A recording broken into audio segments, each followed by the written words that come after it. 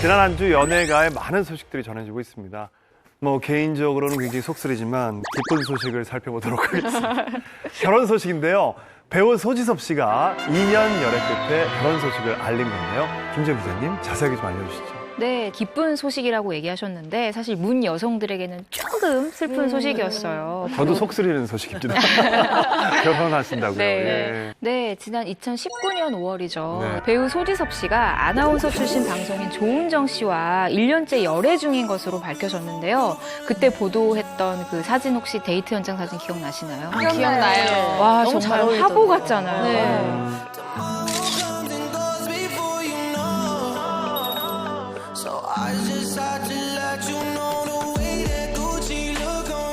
근데 그 사진을 보고 많은 분들이 결혼할 거라고 생각을 했었던 것 같아요. 왜냐면 몰래 데이트가 아니라 공개적으로 우린 들켜도 된다라는 생각으로 데이트를 하는 장면이었잖아요. 두 사람의 특히 나이 차이가 화제가 됐는데 17살 차이입니다. 부러우시죠? 딱 적당하죠. 그렇습니다. 한서울 씨는 딱 적당한 나이. 아, 함서울 씨야 뭐 껌이죠. 예.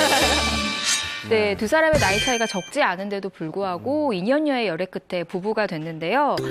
일단 소지섭 씨의 소속사 측에서는 4월 7일 소지섭이 소중한 인연을 만나 100년 가약을 맺게 됐다. 7일 혼인 신고를 했다. 법적인 부부가 됐다고 공식 입장을 밝혔습니다. 사실 이걸 맞췄군요. 네, 저하고 좀 비교해서 좀 죄송스럽지만 네. 아이고, 지금 네. 혼인신고부터 하셨다 그랬잖아요. 근데 사실 저도 남편하고 혼인신고부터 했어요. 그 심리는 뭡니까? 도망갈까봐 심리는- 뭐 이런. 네, 네. 이상하게 제 마음은 도장부터 찍어야 될 것 같은 그거가 그냥 싹 스쳐 지나갔어요. 그러니까 그래야 되겠다 마음을 잡은 게 아니라 그냥 본능적으로 이건 도장부터 찍어야 되겠다. 맞바뀌기 전에. 뭔지 알죠? 이상하게 그게 싹 스쳐 지나가더라고요, 저는. 부동산 하실 때도 이번 물건 완전 계약부터 해야 되겠다. 계약금 던지고 맞아요. 잡아놔야 되겠다. 무조건 이거. 찍어야 되겠다라는 생각이 딱 들더라고요. 그래서 증거부터 하자. 바로 예. 바로 서류로. 예. 이 보도 자료가 정확히 9시 10분에 도착을 했거든요. 네. 근데 7일 날, 이날 혼인신고를 마쳤다고 했잖아요. 상식적으로, 합리적으로 생각해 보면은요. 9시에 구청 문을 열자마자 들어가서 두 사람이 딱 하고 바로 보도 자료를 배포했던 얘기예요. 그러네. 사실 많은 그런 부담들 속에서 조용하게, 최대한 조용히 결혼을 했다는 사실을 알리고 싶다는 걸 계속 고민을 해왔는데 그렇기 때문에 가장 소지섭 씨 다운 이 결혼, 진정한 스몰 웨딩의 형태를 보여주고 있습니다.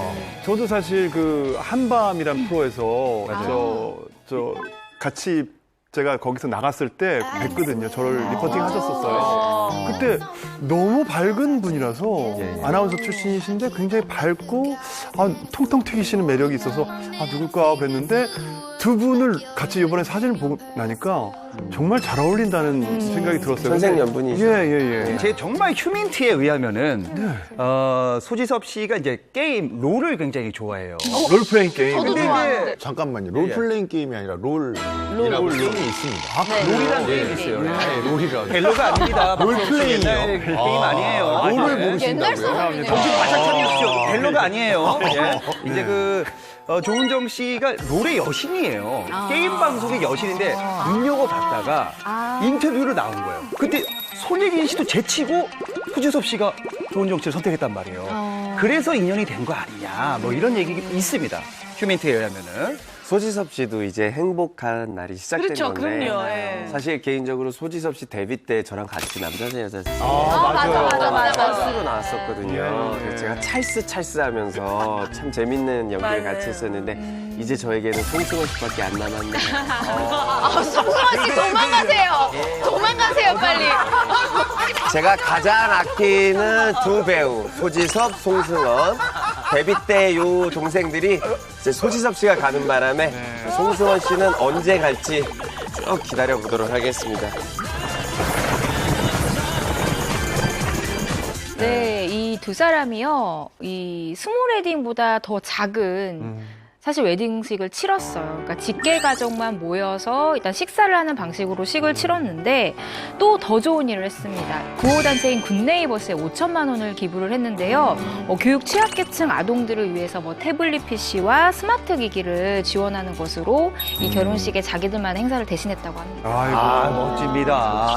선행 소식까지. 아, 역시 소간지예요. 네, 저도 이제 소식을 들었는데 누리꾼들의 반응도 굉장히 좋습니다. 네. 두 분의 축복을 바라는 건 물론이고 코로나19로 이제 나라가 굉장히 조금 힘든 시기에 개인의 행복을 기부라는 이렇게 아름다운 행동으로 표현한 것에 대해서 굉장히 다들 너무 감사하다. 예쁜 모습 보여줘서 너무 고맙다. 이런 반응이 이어지고 있더라고요. 그러네요. 네. 예. 소지섭 씨는요 이미 3억 원을 기부를 했어요. 네. 앞서서. 그런데 이번에 추가로 더 한 건데 통상적으로 결혼식을 칠 때 비용이 많이 들잖아요. 결혼식 치를 비용을 이번에 두 사람이 함께 공동 이름으로 기부를 한 것으로 보이고요.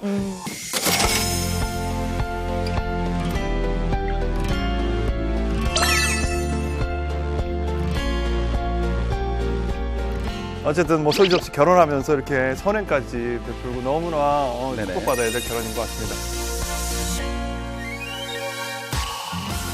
자, 또 기쁜 소식을 알릴 분이 있습니다. 올 초에 결혼식을 올리기로 했던 방송인 최희 씨가 4월에 결혼식을 올릴 예정이라고요. 네, 맞습니다. 4월 6일에 최희 씨 소속사에서 이달 말 최희 씨가 서울 모처에서 비연예인인 예비신랑과 100년 가약을 맺는다라고 알렸는데요. 최희 씨 예비신랑 같은 경우는 사업가예요. 그리고 굉장히 최희 씨랑 오랜 시간 지인으로 지내고 있다가 작년 가을께 이제 연인으로 발전을 해서 결혼까지 약속을 하게 됐다고 합니다. 네. 근데 이미 지난번에 한번 결혼을 한다고 나왔는데 한번 미룬 거 아닌 거예요? 네, 맞습니다. 사실 원래 올 초에 결혼을 하려고 했었던 두 사람인데 코로나19 여파로 한 차례 결혼식을 이미 미뤘어요.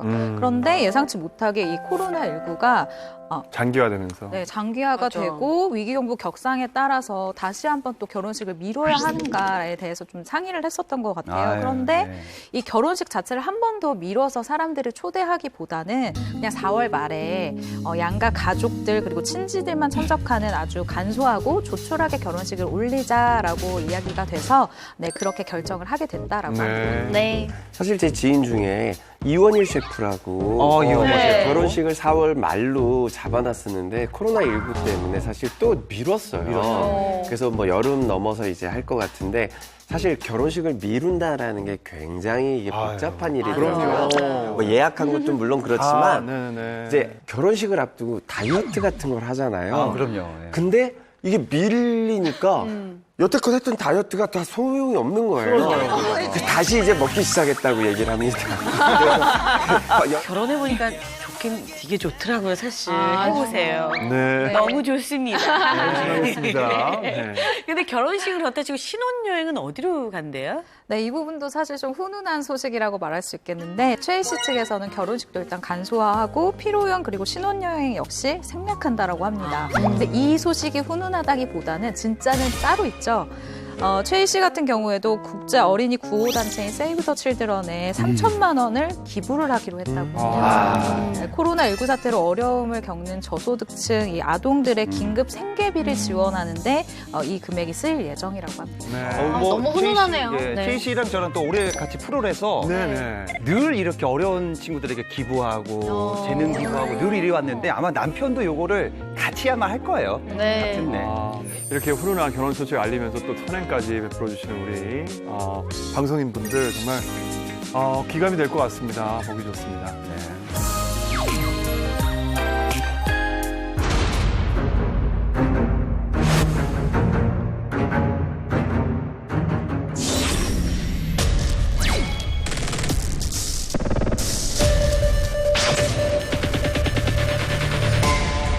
자, 반면에 안타까운 이혼 소식도 전해졌습니다. 제일 먼저 단독 보도를 한 안지정 기자님, 이게 어떻게 된 사연인가요? 월 작년 4월에 결혼을 했었죠.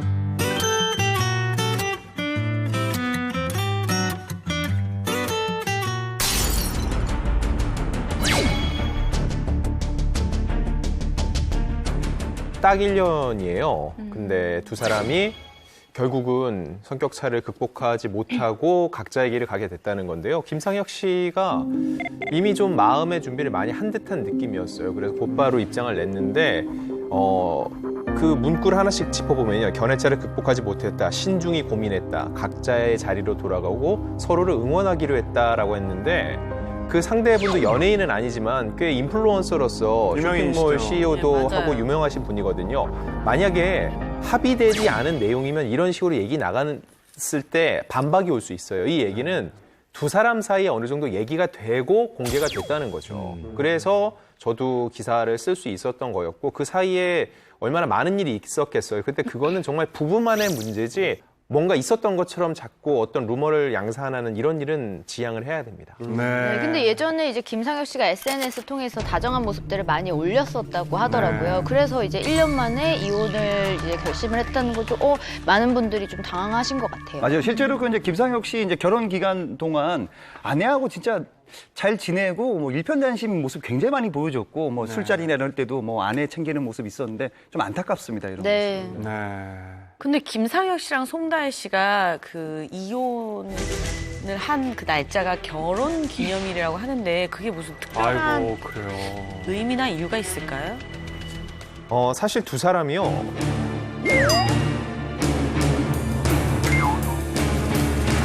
혼인신고가 안 돼 있습니다. 네. 주변에도 그런 사람들이 많이 있어요. 맞아요. 네, 1년 정도는 혼인신고하지 않고 일부러 안 하는 게 아니라 그냥 자연스럽게 안 하게 되다가 임신을 하거나 아이가 태어나면 출생신고 전에 반드시 해야 되니까는 부랴부랴 하는 경우가 있는데 두 사람 같은 경우는 이혼을 발표하기까지가 1년이면은요, 그 사이에 좀 관계가 좋지 않은 기간은 좀 더 몇 개월 있었을 거 아니에요.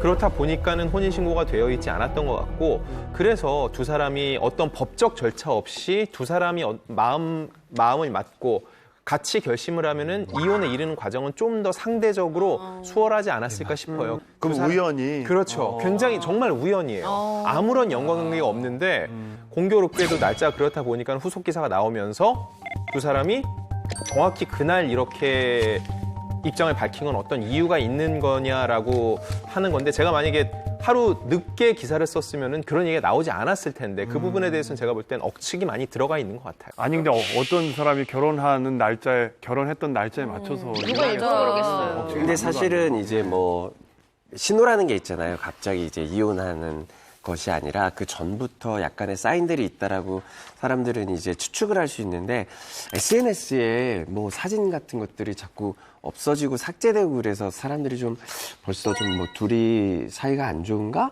이런 얘기를 좀 나눴다는 얘기가 있어요. 네. 뭐 지난해 2월부터 송다혜 씨 SNS에 김상혁 씨 사진이 하나씩 지워졌다고 누리꾼들이 그때부터 불화설이 있는 거 아니냐라는 추측을 했는데, 그럼 2월부터 이미 이혼을 결심을 한 건가요? 유명인들이고 그들의 SNS에 팔로워들이 굉장히 많거든요. 사진 한 장 지워지고 해시태그에 글 하나 지워지는 것만으로도 두 사람 사이에 뭐가 있는 거 아닌가라고 얘기가 나오게 되는데, 그렇기 때문에 몇 달 전부터 두 사람 사이에 불화가 있는 거 아니냐라는 얘기가 있었는데, 공교롭게도 실제로 두 사람이 이혼을 결심하게 되면서 그 전에 SNS를 통해서 어떤 그들이 징조를 보여왔던 것 같다, 이런 식의 인과관계가 좀 성립이 된 것 같아요. 그래요. 예. 사실 저도 아끼는 동생인데 김상혁 씨가 사실 그 방송 공백이 굉장히 길었잖아요. 맞아요. 그 다음에 이제 한 1, 2년 전부터 부터 뭐 방송을 활발히 하고 TV나 라디오도 지금 맡고 있어서 본인이 뭐 얘기를 했다고 하는데 모든 게 본인의 불찰이다라고 얘기를 했다고 합니다.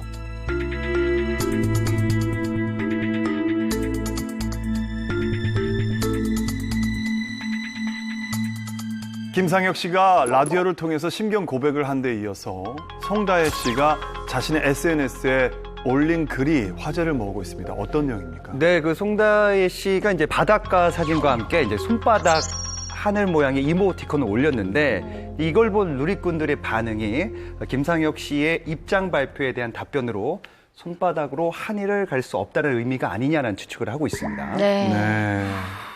사실 뭐 이혼 사유를 두고 각종 추측이 난무하고 있는데요. 이 폭행설이 제기됐다는 얘기까지 나오고 있습니다. 이게 네, 일단 소속사에 확인을 해본 결과 사실이 아니고 이거에 대해서 강력하게 대응을 하겠다는 입장을 밝혔는데 네네. 만약 부부 사이에 어떤 법적으로 다룰 만한 문제가 있었으면은요 두 사람이 어떤 법적 조치를 먼저 취하지 않았을까요? 맞아요. 맞습니다. 사실 뭐 이혼이라는 게 개인적으로도 굉장히 슬픈 일이잖아요. 근데 거기에 또 뭔가가 자꾸 루머들이 루머가. 붙으면 정말 마음이 더 어려워지거든요. 뭐가 문제가 있었을 때 뭐 말다툼도 할 수 있고 뭐 이런 건데 그런 걸 가지고 너무 증폭하거나 이러지 않았으면 좋겠습니다. 네. 고 구하라 씨를 둘러싼 상속 분쟁이 계속되고 있습니다. 그런 가운데 최근 고 구하라 씨의 이름을 딴 구하라법의 입회 국민동의청원이 10만 명을 넘으면서 국회 소관위원회에서 심사가 진행될 예정으로 알려져 세간의 이목이 집중되고 있는데요. 오늘 최정화 기자님이 이 사안에 대해서 직접 취재를 하셨다고요? 네, 지난해 11월이죠. 고 구하라 씨가 정말 안타깝게 우리 곁을 떠난 이후에 구하라 씨의 어머니 그리고 오빠가 상속 분쟁 소송 중이다라는 사실을 저희 포문쇼에서도 전해드렸었는데요. 정확한 진행 상황과 비하인드 스토리를 취재하기 위해서 제가 직접 한 달 전부터 고호인 씨와 연락을 해서 이번에 만나게 됐어요. 힘들게 오신 만큼 그냥 하고 싶은 얘기 다 해주셨으면 좋겠어요. 안녕하세요. 저는 고 구하라 친오빠인 구호인이라고 합니다.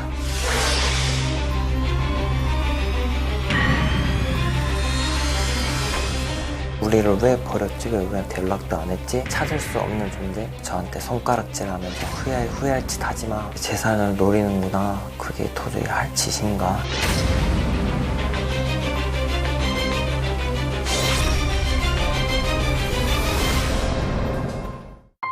2019년 11월 24일 28살의 꽃다운 나이에 우리 곁을 떠난 고 구하라 씨. 고인을 보낸 슬픔이 채 가시기도 전인 지난 3월 9일 고 구하라 씨를 둘러싼 유가족 간의 상속 재산 분할 소송 소식이 전해져 안타까움을 더했는데요. 상속 분쟁의 발단은 고인의 친모가 등장하면서부터입니다. 고 구하라 씨의 1순위 상속권자인 모친이 딸의 발인식이 끝난 이틀 후 법률 대리인을 통해 고 구하라 씨의 유산 절반을 요구한 것인데요. 이에 고인의 친오빠가 20년 동안 양육의 의무를 이행하지 않은 친모에게 동생의 재산을 줄 수 없다라며 소송을 제기, 고 구하라 씨를 둘러싼 상속 분쟁이 시작된 것입니다. 네, 자식과 부모의 상속 분쟁인데요. 정말 안타까운 일이 아닐 수 없습니다. 고 구하라 씨의 친오빠 구호인 씨의 이 구체적인 이야기를 저희가 준비했는데 듣기 전에 현재 분쟁 중인 상속 재산 분할 소송부터 먼저 짚고 넘어가야 될 것 같은데 구체적인 이 소송 내용이 무엇이었습니까? 네, 친모가 법률 대리인을 통해서 고 구하라 씨의 재산의 50%를 요구하고 나선 것이 주요 쟁점입니다. 하지만 오빠는요, 20년 동안 양육의 책임을 다하지 않은 친모에게 그 동생의 재산을 나눠줄 수 없다면서 지난 3월 3일 변호인을 선임해서 지금 현재 상속재산 분할 심판 청구 소송을 제기한 겁니다. 네.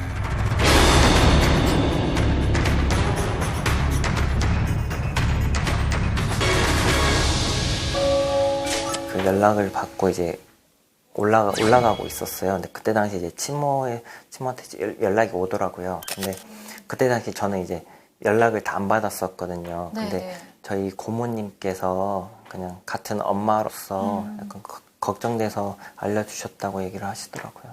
장례식장에서 혹시 그 또 다른 좀 마음이 쓰이시는 일이 있으셨나요? 동생을 그 확인할 때 그때 당시 이제 병원 의료진께서 절대 건들면 안 된다고 얘기를 하셨었어요. 근데 천을 이제 열었을 때 가장 먼저 뛰어가서 제 동생 얼굴을 이제 만지시더라고요. 근데 그걸 보고 제가 너무 화가 나서 그래서 제가 뒤로 이제 떼어냈거든요. 그리고 직장에서 이제 주변 사람들한테 자기가 하라 엄마인 것처럼 하는 것도 도저히 용납이 안 되더라고요. 그 상주복을 입겠다고 얘기를 계속 하셨는데 저희 아버지께서도 반대를 하시고 이제 저한테도 얘기를 하시는데 저는 이제 그 상주복 입는 거를 반대를 했어요. 그분이 이제 저를 버려놓고 상주복 입는다는 거는 동생들 지인 앞에서 나온다는 건 용납이 안 돼서 안 된다고 했는데 그 대화 도중에 휴대폰이 덮어져 있으면은 네. 불이 꺼져 있어야 되는데 네. 불이 켜져 있더라고요. 그래서 제가 혹시 휴대폰 대화 녹음하고 있냐고 물어보니까 녹음하고 있다고 그러더라고요. 그래서 왜 녹음하냐고 물어보니까 나중에 딴 말 할 것 같아서 그랬다라고 하시더라고요. 근데 상식적으로는 자기 딸 장례식장에서 그렇게 휴대폰으로 녹음하는 것 자체가 말이 안 된다고 생각을 하거든요. 그래서 그 자리에서 삭제 요청을 하고 삭제를 시키고 그 장례식장에서 쫓아냈었어요. 저한테 나가시면서 다짜고짜 구인 너 후회할 짓 하지 마, 너 후회할 짓 하지 마 이렇게 손가락질을 하시면서 그 장례식장에서 나가셨어요. 이건 좀 이해가 정말 안 됐다라고 했던 일이 또 있으실까요? 동생 지인들이 오는 자리잖아요. 거기에서 일단 자기가 하라 엄마다 와줘서 고맙다라고 하셨고요.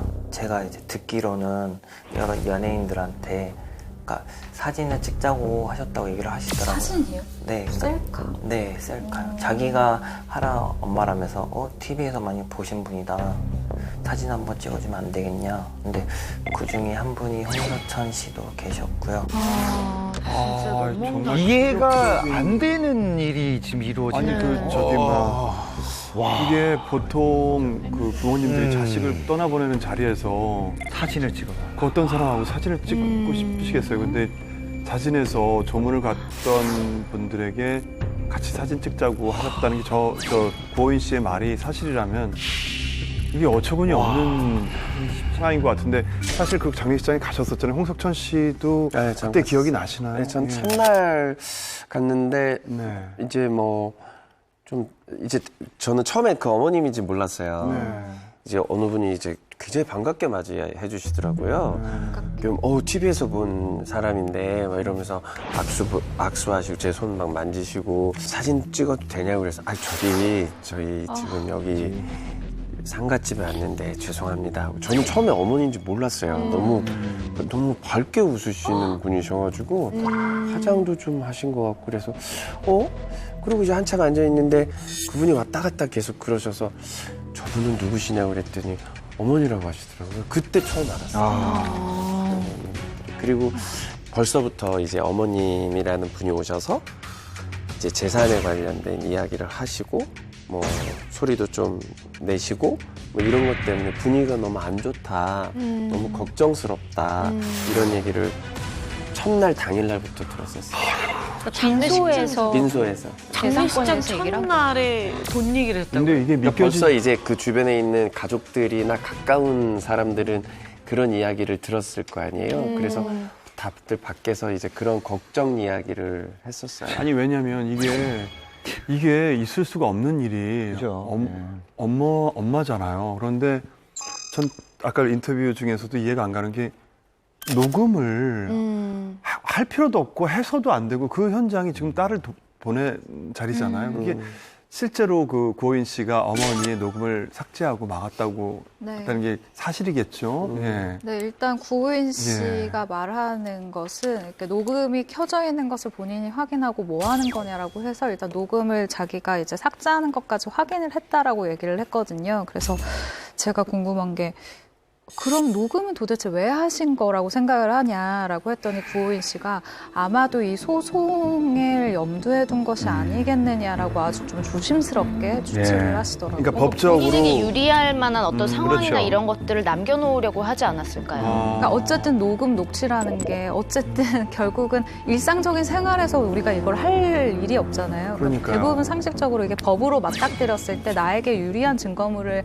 모으기 위해서 녹음이라는 걸 하는 건데 그냥 상식적인 생각을 해보면 아마도 그 후에 뭔가 다툼이 있을 것을 생각하고 그런 얘기를 한 것이 아닐까라는 생각이 들어요. 구하라 씨하고 저는 그렇게 친분이 없는데도 불구하고 장례식장에서 그런 일이 일어났다고 얘기를 들으니까 구하라 씨가 가는 길이 얼마나 힘들었을까 그런 생각이 저는 들거든요. 그 상황에서 꼭 그래야만 됐냐고요, 내 말은. 이건 누가 봐도 남매와 그 어머니와의 왕래가 굉장히 적었던 것으로 보이고 설령 이 친모 측의 주장이 사실이라고 해도 그 전에 아이들에 대한 양육권을 포기한 건 친권을 포기한 건 사실이잖아요. 그럼요. 그런 사람이 이제 와서 어떤 재산의 상속을 주장한다는 것 자체가 조금 이해가 안 가고 의문이 가는데요.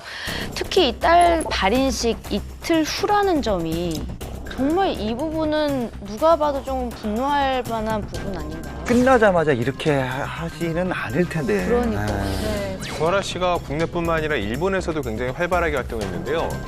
솔직히 일본에서는요, 소녀시대보다 카라의 인기가 더 높았습니다. 그 일본의 심장이라고 할 수 있는 도쿄돔 공연도 더 먼저 했었고, 일본에서 그냥 일본어로 토크쇼 예능 프로그램에 자유롭게 활동할 정도로 굉장히 활발히 활동하면서 적지 않은 부를 축적을 했는데, 그래서 그 거대한 부를 바라보고서는 저렇게 친모가 욕심을 내는 것이 아니냐라는 얘기도 있는데, 사실 어느 정도의 재산인지는요, 정리를 해봐야 아는 건데, 그래서 한간에는 추측성으로 100억 원 정도 되지 않겠냐라고 나오는데, 저 역시 정확한 건 모릅니다. 하지만 주변 분들께 좀 여쭤본 결과로는 그 정도 금액까지는 되지 않는다라고 전 전해 들었습니다. 네.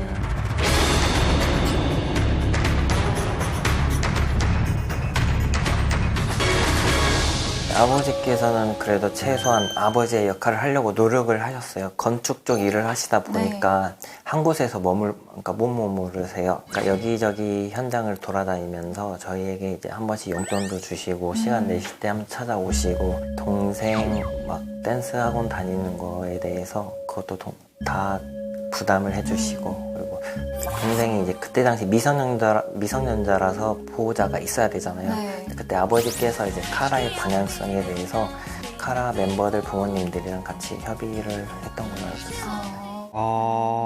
그러니까 여기서 아버지는, 그러니까 여기서 확실한 것은 이제 이혼 이후에 아까 양육권이라든가 친권을 다 포기한 상태이잖아요. 네. 그렇기 때문에 아이들 양육에 필요한 돈을 친모 쪽에서는 준 적이 없다라고 해요. 두 남매를 보호하고 키운 분은 아버지인 거죠. 예. 아버지가 전국 각지를 돌아다니는 직업이었기 때문에 네. 사실 두 아이를 한 곳에서 양육하기는 힘들었을 것 같아요. 그래서 실질적인 양육을 맡은 분은 바로 친할머니와 고모 내외였다고 해요. 결국은 이제 아버님 쪽인 거죠. 쪽이죠. 예. 그래서 구하라 남매 모두요, 친가 쪽 식구와는 계속 돈독한 관계를 유지해 온 것으로 알고 있습니다. 구하라 씨가 2017년도 이제 예능 프로그램에 나와서 이제 그 고모하고 통화할 때 고모가 뭐 이런 얘기를 해요. 구하라 씨에게.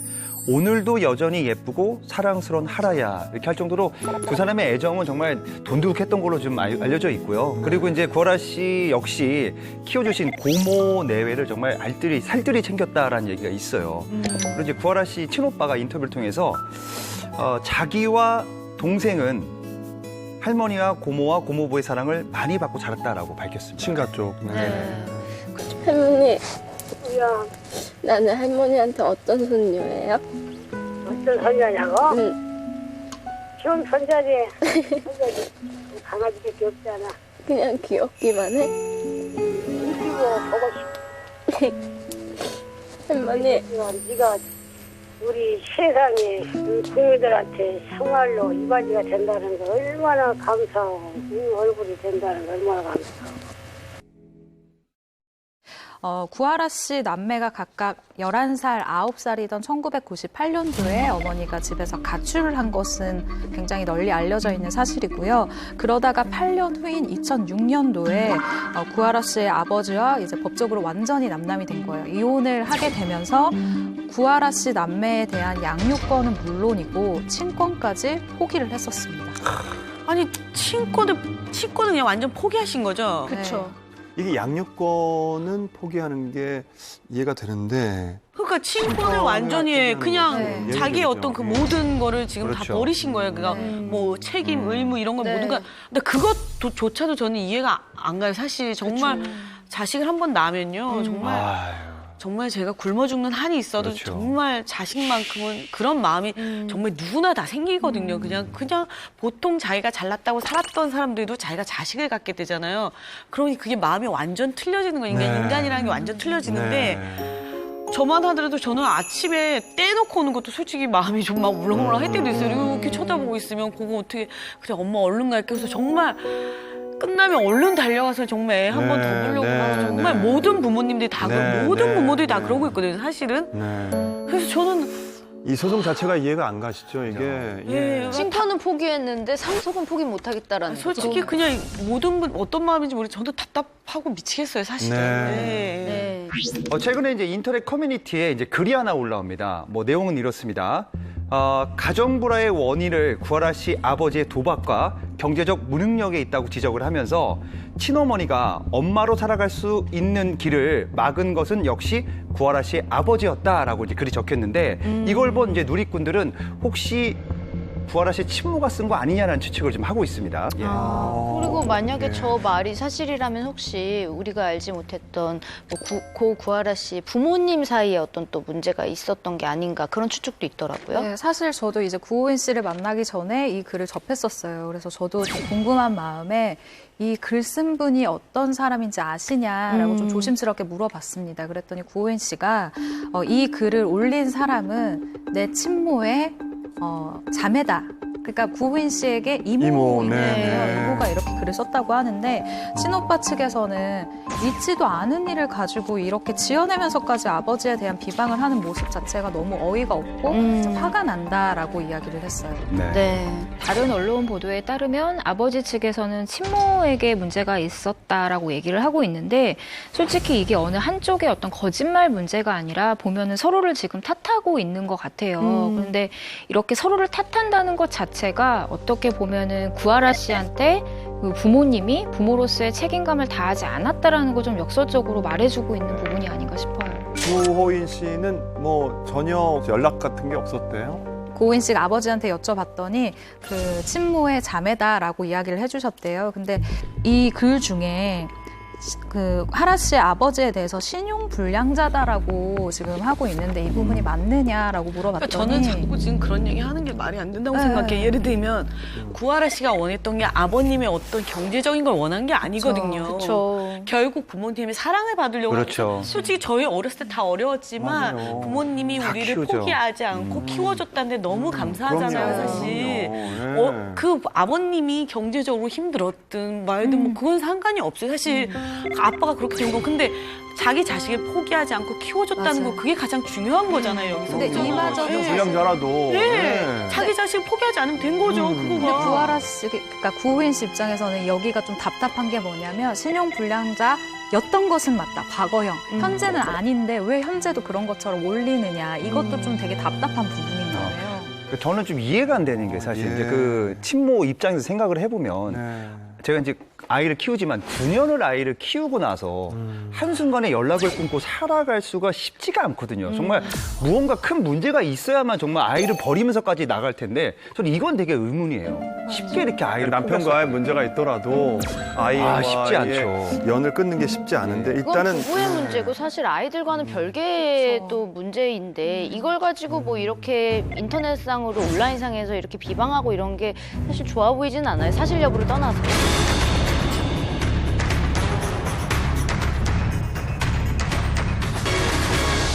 이 동생이 이제 그런 선택을 하게 된 게 지금까지 그러니까 뉴스 언론에는 많이 밝혀지진 않았지만은 꽤 있었어요. 근데 그때마다 이제 제가 갔었는데 거기 간 병원에서는 오빠분이 보호자는 안 된다고 하셔가지고 제가 이제 아버지한테 전화를 했었는데 올 수 있는 상황이 아니어서 친모에게 연락을 해서 이제 갔었거든요. 실제로. 막 저희가 중환자실에 들어갔을 때 일단 친모 먼저 뵙고 나서 동생이 이제 친모분께 이제 나가라고 하셨어요. 나가시고 나서 저에게 하는 첫마디가 엄마 왜 데려왔어? 라는 단어였거든요. 되게 불편해했었어요. 아, 친모분. 네. 이제 와서 엄마 역할을 하려고 한다고 되게 불편하다고 저한테 얘기를 했었거든요. 저도 이제 동생이랑 같이 친모에 대해서 많이 이제 그리워하는 쪽으로 얘기를 많이 했었어요. 우리를 왜 버렸지? 왜 우리한테 연락도 안 했지? 라는 식으로. 근데 저희가 생각했던 엄마랑은 좀 다르더라고요. 그냥 생각했던 엄마라는 기준이랑 참 많이 달랐던 것 같아요. 근데 저 대화 속에서 너무 엄마의 그 빈자리가 너무 강렬하게 느껴지고 구하라 씨가 저렇게 극단적인 선택을 한 자리에서 보호자 칸의 이름을 쓰는 것조차 고민해야 됐다는 게 너무 가혹했던. 아, 오빠 얘기를 들어보면은 어머니라고 안 하고 계속 친모라고 하시잖아요. 그러니까, 굉장히 대립이 심하신가 봐요, 지금. 그러니까 예. 보호자 칸에서 사실은 어머니 이름을 적을 수 없는 그런 것뿐만 아니라 어릴 때 학창 시절에 이 두 남매가 어머니 이름을 그냥 아무 이름이나 그러니까 친구들이랑 다른 게 되게 놀림이잖아요, 그 당시에는. 그러니까 그런 게 너무 싫어서 그냥 다른 이름을 적을 때도 있고 아니면 그냥 공란으로. 그러니까 날 낳아준 어머니가 있는데도 그 이름을 적기가 싫어서 공란으로 그냥 제출을 할 때도 있었다라고 하니까 사실은 이 친모에 대한 그 분노와 원망과 그 마음이 너무 느껴지더라고요. 이런 아픔이 겹치다 보니까 구하라 씨가 우울증이 있어서 계속 병원 치료를 받아왔거든요. 네. 그런데 주치가 이런 얘기를 한 거죠. 이 마음의 병의 근원적인 이유가 친모의 부재일 수 있으니까 한번 만나보는 게 어떻겠냐라고 얘기를 했다는 거죠. 그래서 20년 만에 친모를 만나게 된 건데 그럼에도 불구하고 구하라 씨가 막상 만난 이후에는 또 먼저 친모를 찾는 일은 없었다고 합니다. 네, 일단 친오빠 측의 주장에 따르면 구하라 씨가 친모에 대해서 그렇게 좋게 생각하지 않았었던 건 분명한 것 같아요. 구하라 씨가 같이 살았던 지인 외에도 굉장히 친하게 지내는 사람들에게 친모 괜히 만난 것 같다라는 말도 했었고 또 좀 어머니가 며칠 동안 이제 구하라 씨를 보살폈었던 제가 알기로는 한 이틀 정도였었던 것 같은데 2, 3일 정도 있었던 적이 있었는데 그때도 이제 와서 자꾸 잔소리를 한다라는 등의 굉장히 좀 불편한 감정을 많이 내비쳤었어요. 그리고 평소 구하라 씨 성격이 좀 거절을 잘 못하는 성격이래요. 그래서 누가 싫어도 좀 부탁을 하면 그래 알겠어 약간 이런 성격인데 어머니가 아마 그런 연장선상에서 어머니가 연락이 와도 싫고 불편해도 아마도 그 연락을 답장을 잘 해줬을 것이다 라고 추측을 하더라고요. 그런데 이제 나중에 친모 측에서는 구하라와 친모가 만나서 그동안 못 나눴었던 정을 나눴었다라고 주장을 한다라면서 굉장히 좀 분통을 터뜨리는 입장이었어요.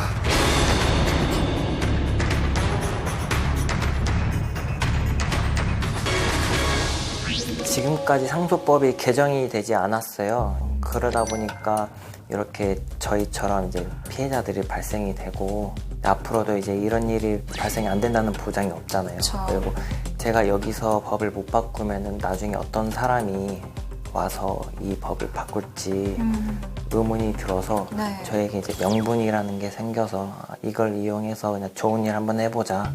그리고 구하라라는 이름으로 앞으로도 이제 발생될 사건들을 구해보자. 하라 이름을 이제 평생 좋은 쪽으로 남겨보자. 내가 동생에게 주는 선물이다. 라고 생각하고 이제 그렇게 입법 청원을 하게 됐어요. 구하라 법의 입법 진행 상황에 대해서 궁금해하는 분들이 굉장히 많아요. 지금 현재 어떤 상황인가요? 처음에는 이제 10만 명 동의가 쉬울 줄 알았는데 여러 사건들이 터지다 보니까 많이 약간 묻혀서 약간 힘들더라고요. 네. 방송 통해서 이제 10만 명을 동의를 이제 받았잖아요. 네. 소괄위원회에 회부되고 네. 그 결과만 기다리고 있습니다. 지금 일단 앞서서 인터뷰에서 구호인 씨가 국회 입법 청원한 구하라법은요. 부모가 자녀에 대한 양육 의무를 저버렸을 경우 자녀의 유산을 상속받지 못하게 상속권을 제한해달라는 법안입니다. 그런데 이 법안이 통과되더라도 구호인 씨는 그걸 적용받지 못한다고요. 이게 모든 법이 그렇습니다. 어떤 사안이 벌어지면 그거에 바탕이 돼서 법안이 발의가 되고 이게 통과가 됐을 경우 이게 발효가 되죠. 네. 하지만 이 사건 같은 경우는 이미 그 법이 있기 전에 일어난 사건이기 때문에 그 법이 실질적으로 효력을 발휘해도 소급 적용은 되지 않는 거예요. 네. 그럼에도 불구하고 이 힘든 일을 구호인 씨가 해나가는 건 이 구하라 씨로 인해서 이런 거에 대한 문제점을 알게 됐으니 더 이상 이로 인한 피해가 발생하지 않게 하기 위함이 큰 것 같습니다. 네. 그 이제 제가 예전에 했던 방송에서 이런 비슷한 사례가 있었어요. 네. 이제 자식을 어쩔 수 없이 버리고 이제 다른 가정을 차리다가 자식들이 사고로 당해서 이제 사망을 했던 경우인데 역시 이제 보상금이 이 친모한테 나왔어요. 그런데 이 친모는 보상금을 포기하고 그 자녀들을 키워준 그 친척에게 자신의 재산을 고맙다고 준 사례가 있었어요. 이게 맞는 이게 거지. 진정한 친모가 아닐까 생각이 듭니다. 그리고 저는 이제 구하라 씨의 친오빠 분처럼 자꾸 자꾸 목소리를 내셔야 된다고 생각해요. 그래야지 조그만 목소리라도 우리가 모아서 우리끼리라도 모으고 그러다 보면 또 하나씩 바뀌고. 그럼요. 네, 그럼 예. 더 좋은 쪽으로 이제 가고 그래서 구하라 법이 생기면 그걸 또 계기로 해서 또 하나가 또 더 좋은 게 생기고 그래서 점점 더 좋게 바뀌어갈 거라고 생각해요. 그래서 저는 구하라 씨 오빠분이 파이팅 하셔서 끝까지 목소리를 더 내주셨으면 하는 바람입니다. 근데 제가 듣기로는 이 친어머니와의 소송 분쟁 중에 이제 오빠가 오히려 조금 불리한 상황이라고 들었어요. 이건 왜 그런 건가요? 저희가 이 얘기를 계속 반복해서 하고 있는데 되게 슬프게 느껴지는 게 어쨌든 이 구하라 씨의 유산은 무조건 부모가 그 상속순위가 1순위예요. 왜냐하면 구하라 씨에게 자녀와 배우자가 없기 때문에. 근데 이게 문제가 되는 부분이 이 구하라법의 핵심이 이제 친권과 양육권자를 포기한 자 그리고 실제로도 양육을 전혀 완벽하게 소홀히 하고 방관한 자에게도 이게 상속이 가니까 지금 문제가 되는 거잖아요. 법이요. 그렇죠. 현재 법이. 예. 네. 그런데 어쨌든 친오빠는 상속을 받기는 받습니다. 2순위임에도 불구하고 받았던 게 이 친아버지께서 이 친오빠에게 상속분과 기여분을 양도했기 때문에 이 유산에 대한 권리가 생기면서 친어머니에게 소송을 할 수 있었던 건데요. 아까도 저희가 얘기했지만 실제로 개정이 된다라는 보장도 없거니와 개정이 된다고 하더라도 지금 재산을 어머니가 승소할 가능성이 높아 보이긴 하잖아요. 근데 저 인터뷰 지켜보면서 좀 어떤 생각이 들었냐면 오빠가 정신적으로 되게 힘들 것 같거든요. 네, 맞아요. 근데 저희는 사실 이걸 보면서 분노하고 있는데 약간 오빠는 분노를 넘어서 지금 좀 차분히 이성적으로 대응하고 있다는 생각이 드는데 좀 개인적으로 응원해주고 싶은 마음이 드네요. 네. 그래서 짚고 넘어갈 게 있는데요. 네. 일단 구호인 씨가 주장하는 게 친모의 상속권을 박탈해달라는 거거든요. 그러니까 이 사람은 상속을 받을 자격이 없다. 그러니까 그 권리를 뺏어야 된다는 건데 이게 현재까지 국내 법상으로 이게 만들어져 있진 않는 내용입니다. 네. 현재 친모가 재산을 상속하지 못하는 것은 어렵기 때문에 결국은 5대5. 아버지 부분을 양도받은 오빠가 5, 나머지 5를 이제 엄마가 친모가 가져갈 수밖에 없는 구조인데 여기서 법원 판례를 보면은요 이 기여분이라는 게 있어요. 기여분이 뭐냐면은 실질적으로 그 상속을 받는데 이 사람이 어느 정도를 기여를 했냐라는 부분을 따지는 건데 이 부분에 있어서 그 친모가 너무 많은 기여도가 없기 때문에 좀 더 비중을 줄일 수 있어도 아예 못 받는 거는 쉽지가 않습니다. 아버지는 상속권의 그 기여분을 포기하고 아들에게 모든 권한을 줬지 않습니까? 네. 이 부분이 중요한데 반면에 그 구하라 씨의 친어머니께서는 끝까지 상속권을 유지한다는 입장인데요. 근데 이 상속권을 유지하려고 하는 이유는 너무 정말 두말하면 입이 아플 정도로 당연히 돈 때문인데 100번 양보해서 어머님의 입장에서 상속권자 1순위이기 때문에 현행법상 그 재산을 받아가려는 걸 이해한다 치더라도 전 아쉬운 부분이 생전에 구하라 씨가 정신과 의사로부터 엄마를 만나보라는 권유를 받았다는 건 트라우마가 굉장히 깊었다라는 얘기인데 그때 구하라 씨를 내가 미안했다라고 보듬어주고 오빠 역시 우리에 대한 미안함을 얘기하지 않았다고 했잖아요. 그런 정서적인 보듬을 좀 해주셨다면 구하라 씨가 이 모든 돈 문제, 유산 문제를 떠나서 좀 편하게 눈 감을 수 있었을 테고 오빠의 분노도 저 정도는 아니었을 텐데 저는 그게 제일 아쉬운 것 같아요. 반대쪽 의견도 들어보지 않을 수 없습니다. 현재 고 구하라 씨의 어머니 측의 입장은 네, 그렇지 않아도 제가 이거 취재를 하면서 당연히 양측의 이야기를 들어봐야 하잖아요. 그래서 친모 측 법률 대리인에게도 연락을 취해봤습니다. 본인의 의뢰인이 현재 심적으로 굉장히 힘들어하고 있기 때문에 어떠한 언론 인터뷰도 하지 않을 예정이다. 모든 것은 재판 결과로 말씀드리겠다라는 의견입니다. 동생분의 이름을 딴 구하라 재단을 설립할 예정이라고 들었습니다. 싱글맘이라던가 싱글데디라던가 아니면은 그 양육비를 못 받고 혼자서 이제 독식 육아를 하시는 분들 그런 분들 변호라던가 그리고 동생이 이제 힘든 환경 속에서 열심히 노력해서 유명한 사람이 됐잖아요. 힘든 환경 속에서 이제 연예인이라는 꿈을 키우는 아이들을 도와주고자 변호사님이랑 상의해서 재단 설립을 하려고 하고 있어요. 이 재단 설립이 저는 좀 많은 분들이 정말 많이 알아주셨으면 좋겠는 게 일단 이 상속을 받게 되면 구호인 씨가 일단 상속 받는 부분에서 일단 뭐 아직 그 범위는 정하지 않았으나 어쨌든 많은 부분을 이 재단에 낼 것이다라고 얘기를 하고요. 저는 또 되게 감사한 분이 이 구호인 씨의 변호사분이에요. 이 변호인분 역시도 자신의 수임료 전액을 이 재단에 기부를 하겠다라고 얘기를 했어요. 사실 이건 진짜 쉬운 일이 아니거든요. 네. 그리고 제가 이 재단을 설립하는 이유가 구하라 씨 외에 또 다른 이유가 있냐라는 질문에 구호인 씨가 이렇게 대답을 했는데 내가 사랑을 못 받고 컸기 때문에 부모가 아이를 양육하는 것이 얼마나 큰 일이고 양육을 끝까지 해내는 게 얼마나 존경스러운 일인지에 대해서 자기는 뼈저리게 안 돼요. 그래서 혼자서 혹은 아이를 양육하는데 너무 힘듦을 겪고 있는 분들에게 조금이라도 그 존경의 마음을 담아서 자기는 도와주고 싶은 거라고. 그리고 이 인터뷰에 응한 이유에 대해서도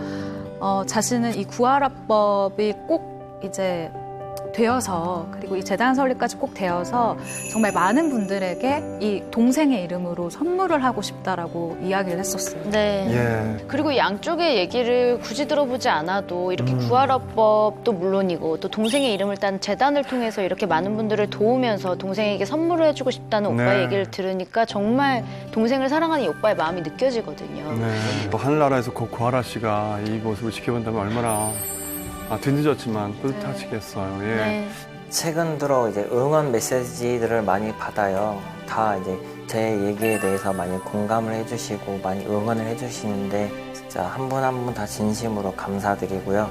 그리고 앞으로도 이제 좋은 일을 많이 하고자 노력하고 있으니 관심 있게 잘 봐주셨으면 좋겠어요.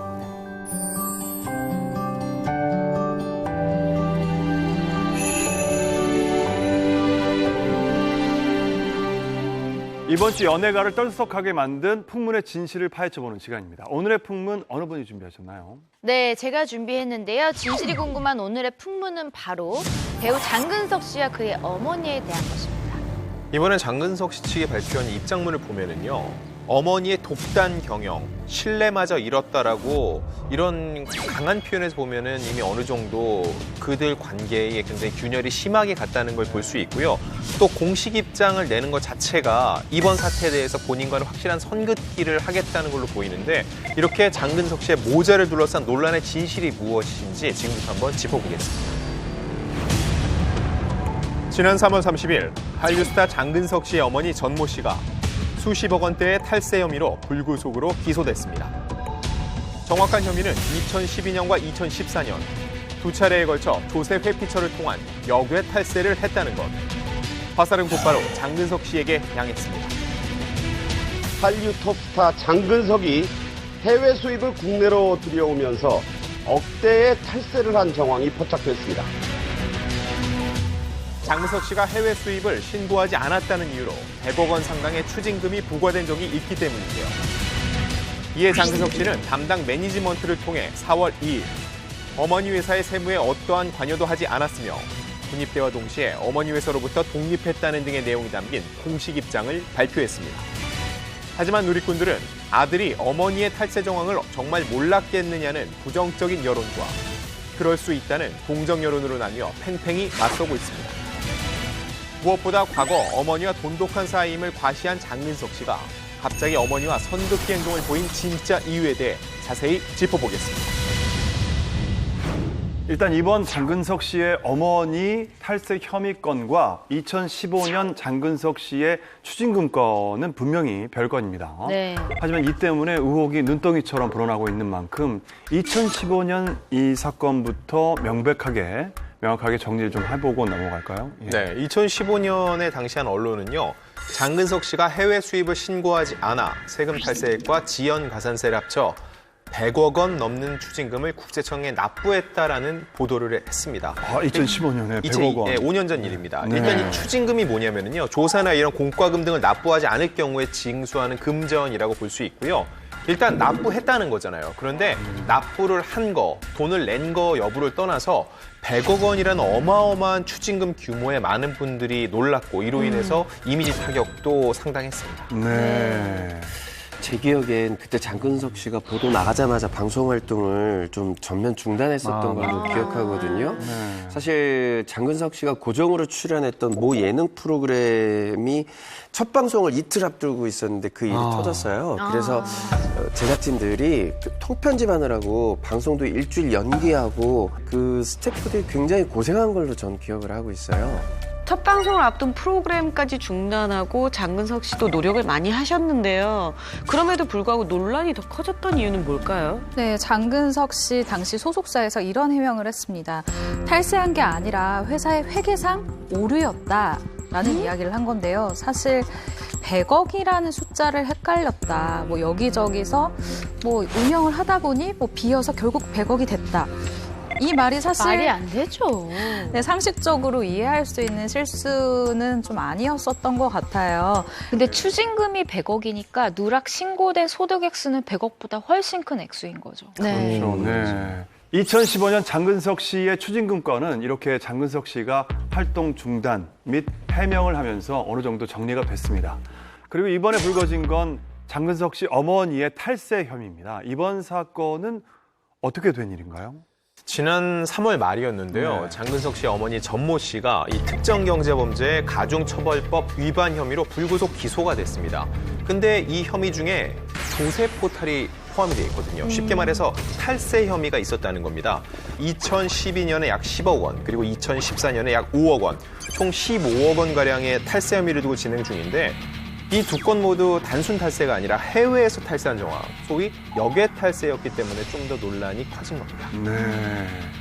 뭐 수사 중이니까 뭐 단정을 할 수 없습니다. 수사 결과를 지켜봐야 될 것 같은데요. 어쨌든 이 건 때문에 장근석 씨의 재산까지 관심의 대상이 되고 있는데요. 언론에 공개된 이 세금의 규모 때문이겠죠. 네, 일단 2015년에 장근석 씨가 납부한 추징금이 100억이에요. 그리고 네. 이번에 모친과 관련된 액수는 추징금은 15억이거든요. 네. 합쳐서 115억인 거잖아요. 그럼 여기서 궁금한 게 대체 장근석 씨가 얼마나 벌고 얼마나 많은 재산을 소유를 했으면 세금만 115억을 냈을까 싶은데 취재를 해보니까요. 이 장근석 씨의 부동산 재산만 재산이 대략 900억 원이에요. 900억 원이에요. 900. 그래요. 예.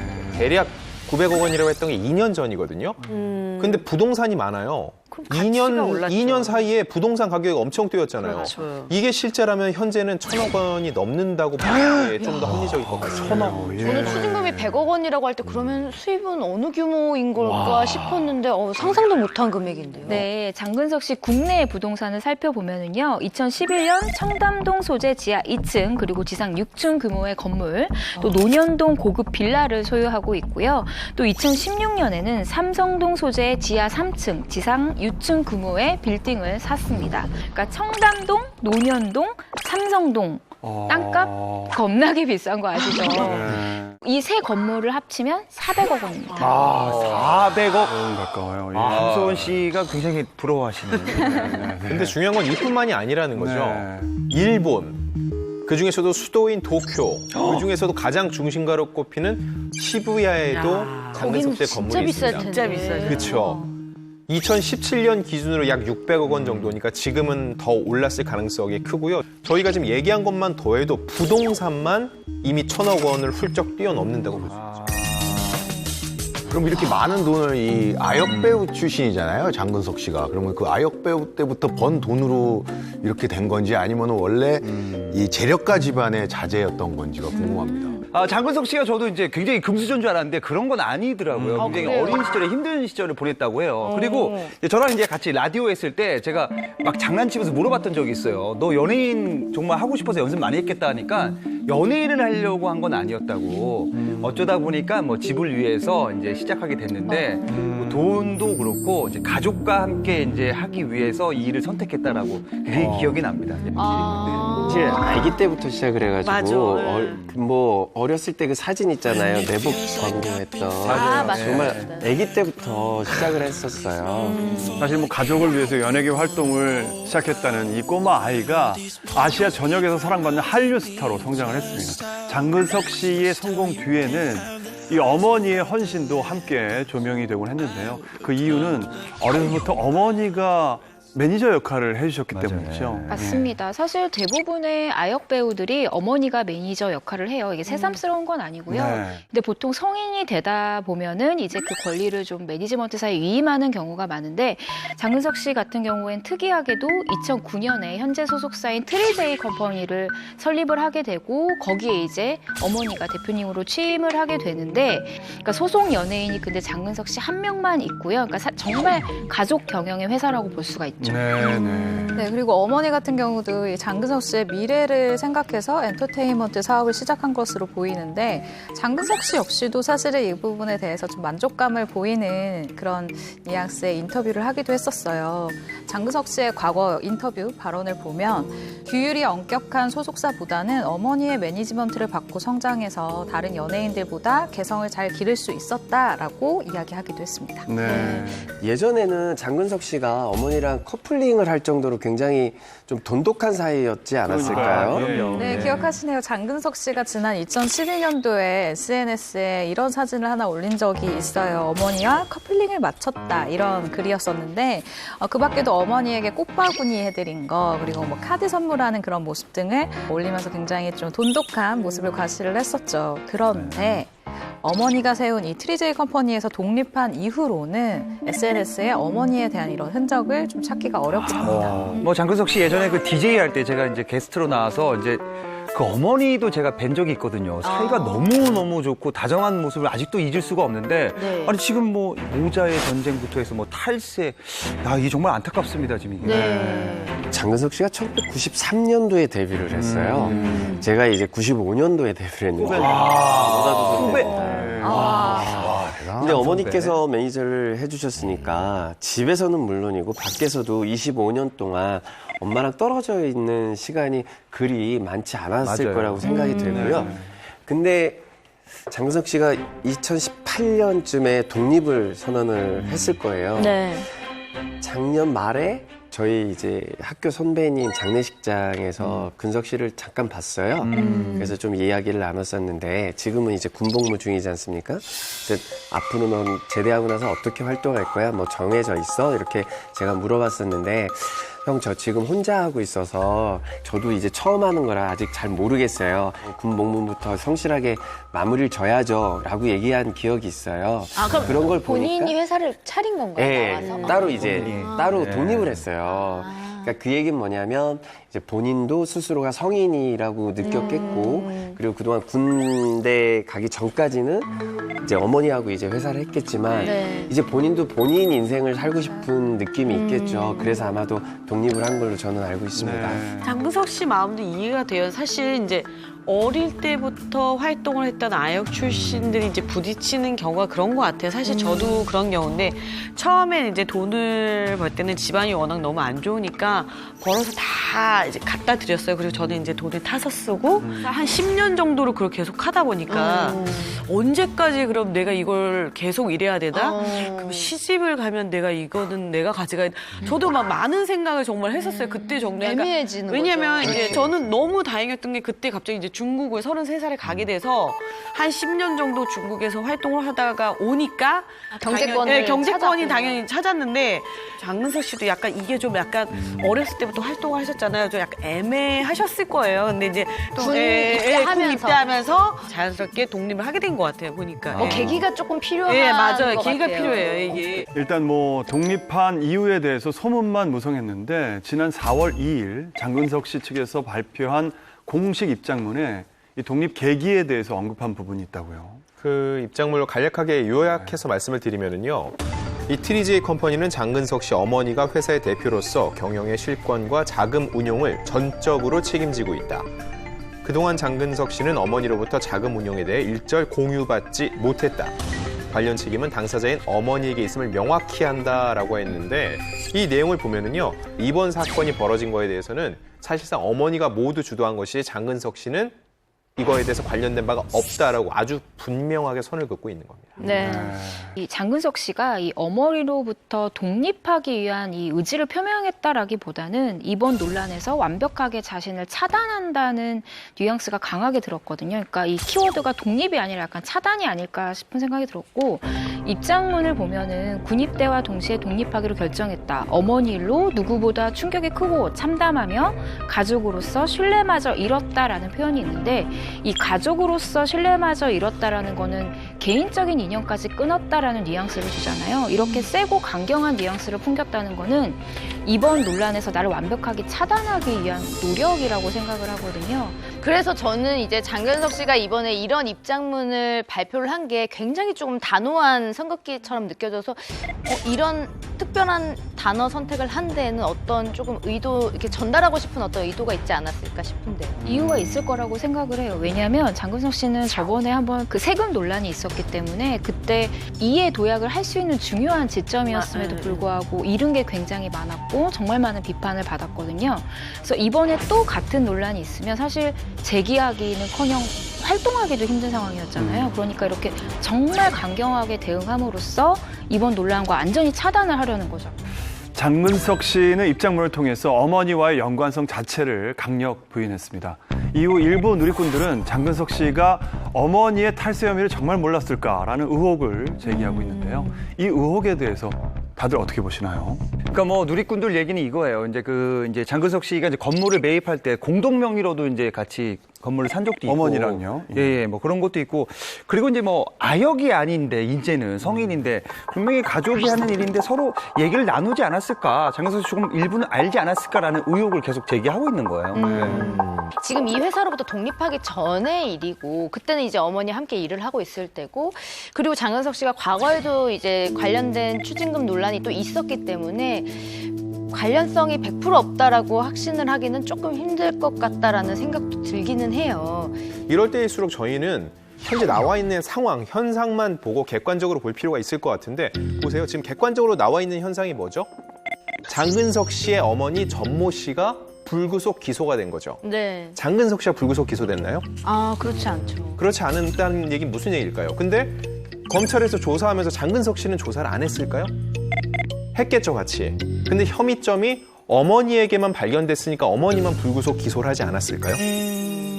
뭐 수사 단계에서는 장근석 씨가 정말로 이렇게 진행된 정황을 몰랐다고 봤으니까 장근석 씨를 이번 사건에서 배제시킨 거라고 보거든요. 이게 현재까지 현상을 통해서 우리가 추측할 수 있는 가장 확실한 부분이 아닐까 싶고, 나머지 부분은 재판 결과를 좀 지켜볼 필요가 있을 것 같습니다. 네, 미리 추측할 필요가 없다. 그 연애 활동이 이제 자기가 하고 싶은 일을 계속 하기 때문에 연애 활동에 집중하느라 돈은 그렇게 신경 안 쓰고 가족이니까 믿고 맡겼을 수도 있다고 생각을 하거든요. 네. 일단 장근석 씨 본인이 아닌 어머니의 혐의고, 아직까지는 수사 중인 만큼 불필요한 의혹 없이 명백한 조사가 이루어지길 바랍니다.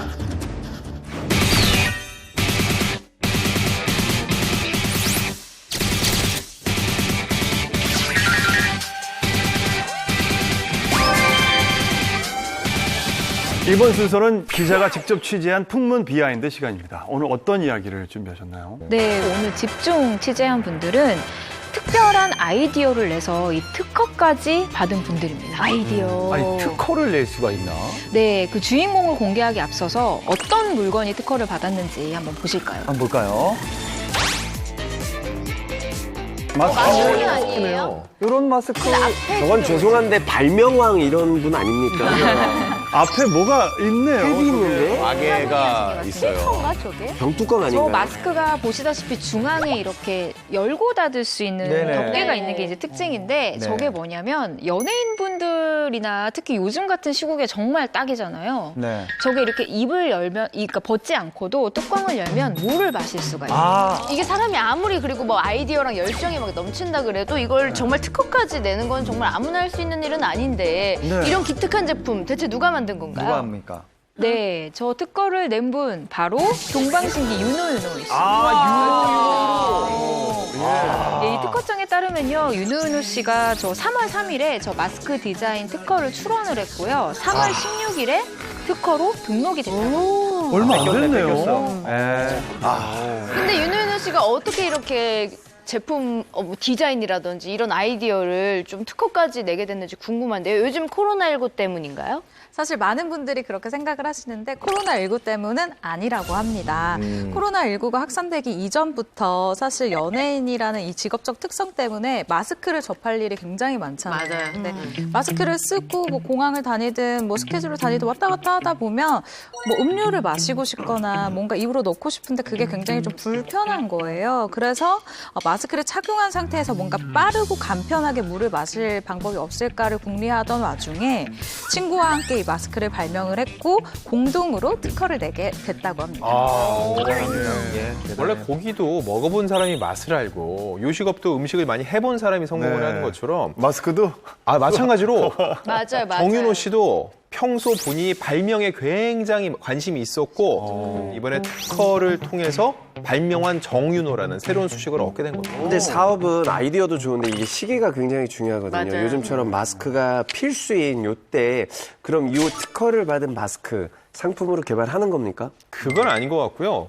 일단 발명에 관심이 많아서 특허증을 받는 게 목표였기 때문에 상품화까지는 생각을 안 한다고 하니까 일종의 그런 거예요. 발차기 하려고 태권도 단증 따는 거 아니거든요. 맞아요. 따놓으면 일단 좋아요. 그래서 따는 것처럼 일단 윤호영 씨는 특허증을 갖고 싶었던 거죠. 저거는 제가 3년 전부터 하고 있었던 건데. 아 그래요? 마스크에다가 제 사진이 있습니다. 제 SNS에. 그 사진에 예. 그 사진에 본인이 어떻게 정말 구멍을 뚫었었어요? 예, 왜냐면은 이제 밖에 이제 돌아다닐 때 이제 미세먼지가 좀 있고 또 연예인이라서 조금 이렇게 가리고 다녀야 되는 것도 그 있잖아요. 정도예요? 가려야 될 정도예요? 아니, 남들이 좀 보기가 좀 껄끄럽다고 해서.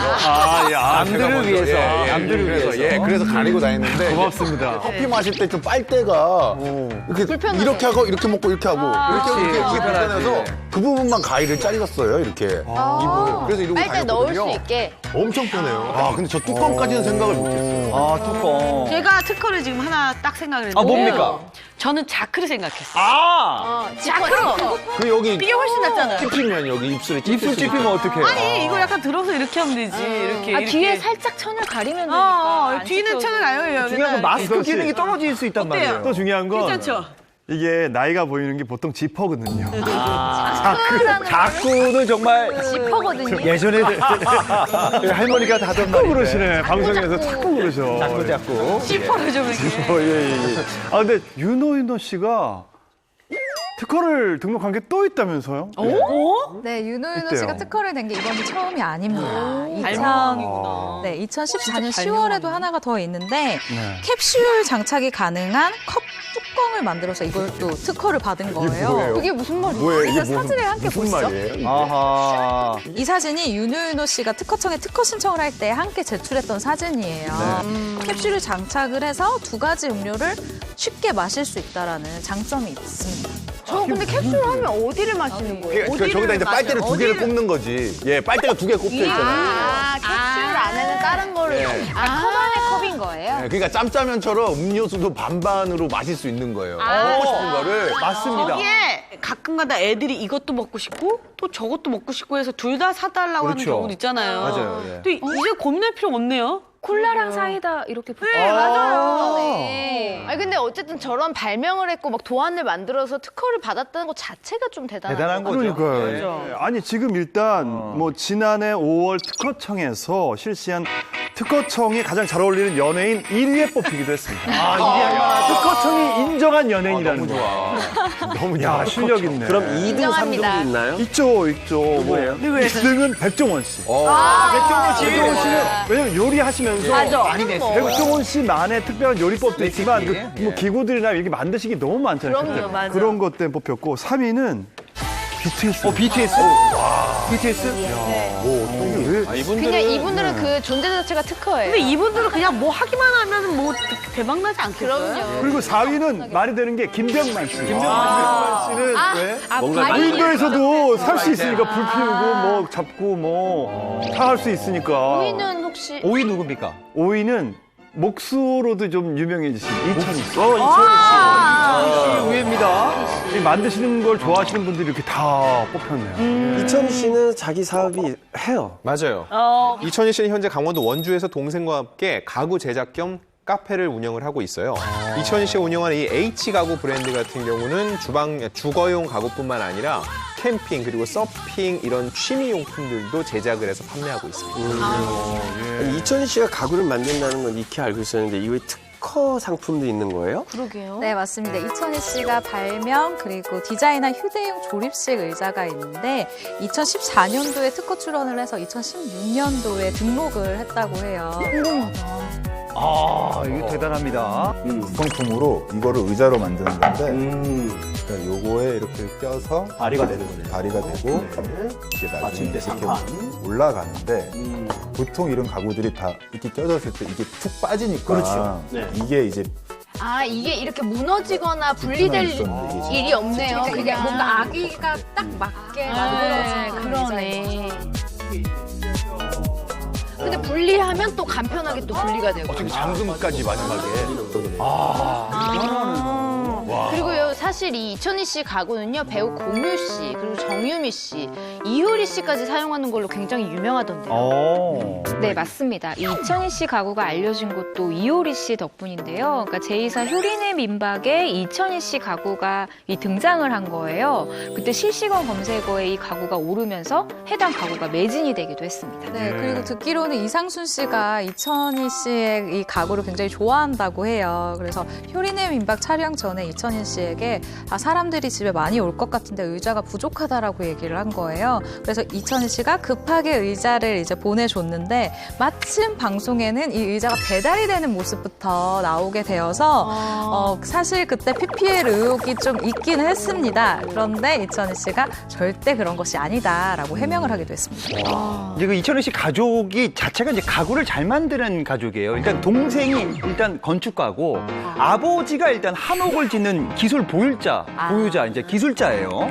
그리고 이제 어머님이 등가구 선생님이라고 하고 그래요. 할아버지는 어렸을 때부터 이제 손주들에게 직접 나무를 깎아서 장난감을 만들 정도로 가족 자체가 다 이 가구를 건축에. 야, 들으면 들을수록 진짜 취미가 새로운 직업이 됐어요. 예. 대단합니다. 뭐 제가 알기로는 가수 겸 모델 이판희 씨도 특허를 낸 그 제품이 있다고 들었습니다.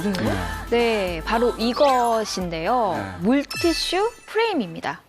저희가 물티슈 쓸 때 정말 다 공감하실 거예요. 한 장을 뽑으려고 하는데 정말 많게는 10장까지 막 딸려 나올 때 있잖아요. 아, 있죠. 그리고 괜히 바다가 또 닦고. 맞아. 네. 근데 이판희 씨가 애를 키우니까 물티슈 쓸 일이 많잖아요. 근데 쓰다 보니까 이거 불편함을 느껴서 이 많이 뽑히는 걸 방지하기 위해서 그러니까 이 캡에 이중으로 프레임을 부착하는 거예요. 한 장만 나올 수 있고. 그걸 이제 특허 신청하는 것이죠.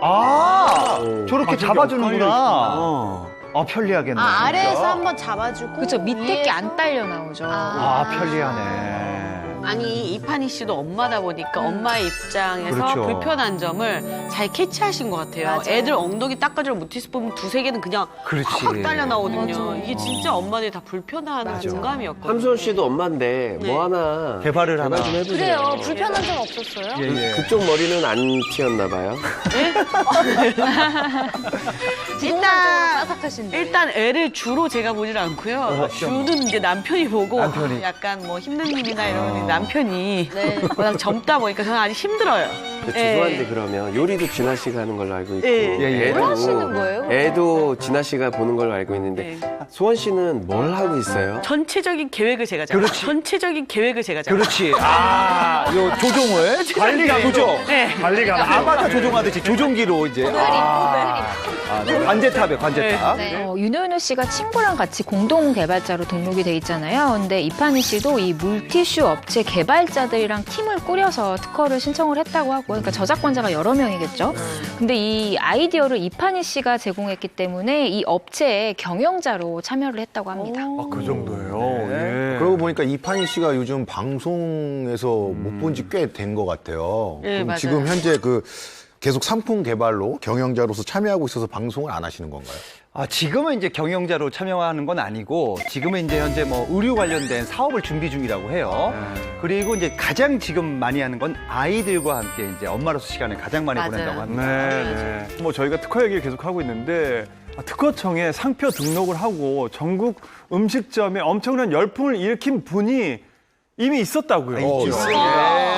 근데 이분은 연예인은 아닌데 웬만한 연예인들보다 훨씬 유명한 분이십니다. 우리가 생각하는 그분인가요? 저도 정말 좋아하는 그렇죠. 분이죠. 네. 이분 이제 요리 연구가이자 요식업자이기도 한데 이분이 개발을 하고 상표 출원까지 한 이 음식은 누구나 한 번쯤 먹어봤을 음식이에요. 근데 이분이 워낙 많은 레시피를 그렇죠. 공개하셔서. 네. 제가 그러면 힌트를 하나 드릴게요. 김신영 씨가 혼자서 62인분을 먹었던 아니 어떤 음식 62인분을 그렇게 먹을 수 있는 음식이 있나요? 있죠. 그 음식은 바로 대패 삼겹살입니다. 대패는 가능해요. 대패. 얇으니까. 그렇죠. 네, 그게 또 비싸지도 않아요. 또. 그래요. 네. 요 특허 계기가 굉장히 특이합니다. 사실 이제 90년대 초반에는 삼겹살 덩어리를 주방장이 직접 썰었는데 백종원 씨도 본인이 직접 썰어서 손님에게 주려고 고기 써는 기계를 중고로 샀습니다. 근데 이 기계가 햄을 써는 기계였던 거예요. 햄. 얇게 근데 썰리는 거. 이거 쑥 나오니까 돌돌돌 말아서 나오는 거예요. 너무 얇게 썰리니까. 그래서 그걸 본 손님이 이거 뭐 대패로 썰었어요? 그래서 대패 삼겹살이 된 겁니다. 이게. 네, 그렇게 만들어진 대패 삼겹살을 1998년 6월에 이 상표로 등록을 하게 되는데 그럼에도 불구하고 원조 논란에 휩싸이게 됩니다. 왜냐하면 백종원 씨 첫 번째 가게는 1993년에 오픈을 했는데 이 상표 등록은 5년 뒤인 1998년이었기 때문이죠.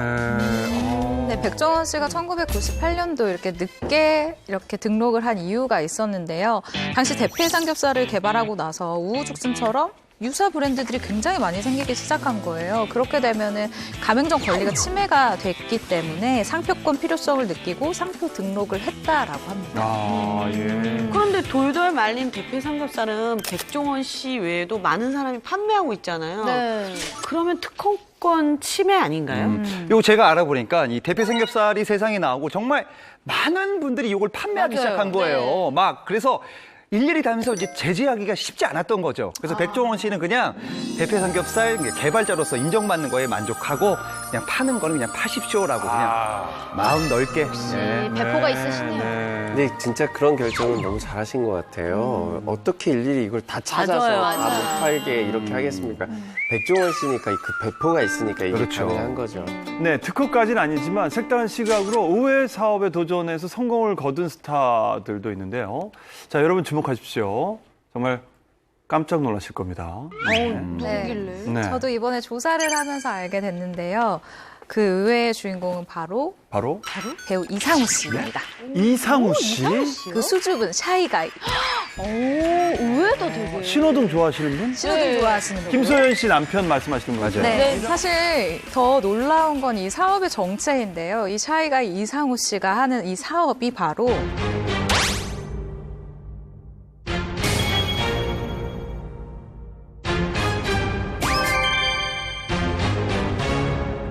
더 놀라운 건 이 사업의 정체인데요. 이 샤이가이 이상우 씨가 하는 이 사업이 바로 남성 속옷 브랜드입니다. 이제 사실 이제 배우 이상우 씨가 이제 속옷 사업을 한다는 게 알려진 건 바로 동료 배우죠. 이 심영탁 씨가 방송에서 언급을 하면서 알려지게 된 거예요. 네. 당시 이제 그 심영탁 씨가 이런 얘기를 해요. 이상우 씨에게 속옷을 얻어 입고 있다. 팬티를 얻어 입는 대신 노출을 하며 열심히 돕고 있다. 제 목표는 이상우 씨의 회사 속옷 전속 모델이다라고 해서 화제가 되었습니다. 입고 다니면서 홍보를 해주시는 거군요. 근데 이상우 씨는 어떻게 하다가 속옷 사업을 하시게 된 건가요? 워낙 조용한 스타일이어서 알려지지 않은 것도 있을 수 있는 것 같은데 벌써 설립한 지는 5년 정도 된 걸로 꽤 제가 확인이 오래됐네요. 됐고요. 예. 본인이 직접 경영을 하는 건 아니고 동업자가 있어요. 근데 이상우 씨는 대외적으로 이제 모델 겸 열심히 또 알리는 그런 홍보 역할을 하고 있는데 그래서 홈쇼핑 론칭까지 읽어냈고요. 이상우 씨가 원래 남성 언더웨어 디자인에 관심이 많았대요. 항상 이 사업이라는 게 자기랑 관심이 없는 분야는 망합니다. 근데 본인의 관심 분야이기 때문에 직접 디자인에도 참여해서 계속 신상품을 만드는데 일조하고 있다고 해요. 이 브랜드를 찾아보니까 남성 속옷계에서 좀 핫한 브랜드. 그래요? 예. 인지도가 좀 있어. 예, 인지도가 좀 있는 핫한 브랜드예요. 그러면은 이 매출도 상당할 것으로 예상되는데 맞습니까? 네, 회사를 설립한 지 2년 만인 지난 2017년도에 매출입니다. 매출액이 4억 원이었어요. 잘 잘 되네요. 근데 방송에서 일단 언급이 계속되는 이 화제성도 있고 이렇게 좋은 제품이라는 대중들의 평가로 이 상품성을 봤을 때 현재는 사실은 좀 더 이 가치가 더 올랐을 거라고 제가 예상을 했었거든요. 그런데 제가 현재 매출액을 따져보니 현재 10억 원 정도라고 합니다. 그 사이에 또 많이 올랐네요. 소원 씨도 네. 뭐 관심이 가는 이런 특별한 사업 분야가 있습니까? 제가 좀 약간 잘하는 게 다이어트를 제가 잘하더라고요. 그걸 제가 깨달았어요. 그러니까 왜냐면 이제 아무래도 출산을 하면 살이 아무리 안 찐 사람 찔 수밖에 없거든요, 네, 사실. 네. 근데 너무나도 네. 지금. 근데 너무나도 제가 빨리 빼고 이런 거서 내가 이거 좀 잘하는구나. 다이어트 사업. 그래서 제가 여러 사람들의 어떤 유형 같은 거를 보니까 요렇게 하면 이 사람은 잘 빠지겠다. 예를 들어 이 사람은 운동을 시켜야 잘 빠지겠다. 이 사람은 식이요법, 이 사람은 정신적인 면이 좀 문제다. 뭐 이런 여러 가지 성향적인 이게 좀 약간 정리가 좀 잘 돼서 이게 좀 약간 좀 이걸 사업적으로 해보니까 그러니까 다이어트 방법 감별사고 이제 그거에 대한 대안까지. 대안까지. 대안이 없으면 야. 안 되니까. 이 사람은 입금이 돼야 살을 뺀다. 그래서 입금을 딱 그러니까 그런 분들도 사실 계죠. 예를 들어 그냥 내가 빼주고 싶어도 이 사람은 아무 그것도 안 넣었으면 열심히 안 하잖아요. 사실 그런 것도 있어요. 동기부여도 시켜주고. 동기부여도 시켜주고 정말로. 제가 그리고- 알기로는 남편 진아 씨가 살 빠지는 이유는 네. 결혼 생활이 꽤 힘들다. 또 루머 양성하지 아이, 말고요. 아유, 예. 굉장히 행복해하고 행복합니다. 이고 부부예요. 예. 하지 마세요. 우리 이상준 씨도 뭐 소문난 사업가예요. 저도 뭐, 네? 제가 개그계 소문난 사업가입니다. 아니 뭐 여러 가지 생각하고 있는 게 있어요? 있는데 예. 내가 진짜 안 어울리는 걸 한번 해볼까 오. 하는 생각을 한 정반대, 거예요. 정반대. 예. 그래서 지금 생각하고 있는 게 네일 아트. 네일 아트. 근데 네일 아트 그거 자격증 필요해요. 그래서 저는 그거를 따놨습니다. 진짜요? 예. 네일 아트 자격증 있어요? 예, 저는 자격증이 있습니다. 이제 그 한간에는 그런 얘기 있거든요. 여자 손 잡고 싶어서 네일 아트 하는 거 아니냐. 근데 실제로 그렇게 잡고 싶었어요? 뿌띠끌 제거를 진짜 잘해요. 큐티클이요? 큐티클입니다. 큐티클입니다. 큐티클 뭐죠? 죄송합니다. 큐티클 제거를 잘해요. 그래가지고 제가 이제 너무나 이제 신기하다. 딱 들었을 때 그냥 웃기잖아요. 근데 이거를 지금 하면은 아직은 이제 실력이 이제 좋지는 않으니까 그래서 실력까지 완전히 제가 익힌 다음에 하려고 지금은 생각만 하고 있습니다. 한번 자 우리 함소원 씨가 뿌띠끌이 많다고요. 저도 뿌띠끌 많아요. 아 죄송합니다. 이거 다 돈을 받고 하고 있습니다. 자격증이 있는 사람은 돈을 받을 수 있는 자격이 되기 때문에 돈을 다 받아 그냥 하지 않습니다. 돈을 주셔야지 합니다. 그거 어때요? 이렇게 이렇게 손만 넣는 거예요, 그분들이. 대면을 안 하고 자판기처럼 손만 넣고 드라이브 스루 안에서는 누가 하는지 모르고 그걸 안 보고 야 이거 대박 손만 넣고 나겠다. 관리를 받을 수 있게 괜찮은데요? 오로지 실력으로만. 요즘 이게 얼굴 안 봐도 돼요. 아, 약간 흡사 무인 네일 아트. 무인 네일 아트 기업. 지금 얘기하신 거 제 겁니다. 거 등록할 겁니다. 무인 시스템. 네일 아트 종사자 여러분 얼굴 안 보고 하는 거 제 겁니다. 따라하지 마십시오. 손만 넣으면 됩니다. 손만. 집에 가면서 특허 낼 겁니다. 제 대단합니다. 겁니다. 고맙습니다. 예. 이거 제 겁니다. 예. 솔깃한 풍문이 있으십니까? 여러분의 궁금증이 풀릴 때까지 넓고 깊고 흥미로운 풍문어 드로쇼는 계속됩니다. 여러분 감사합니다. 수고하셨어요.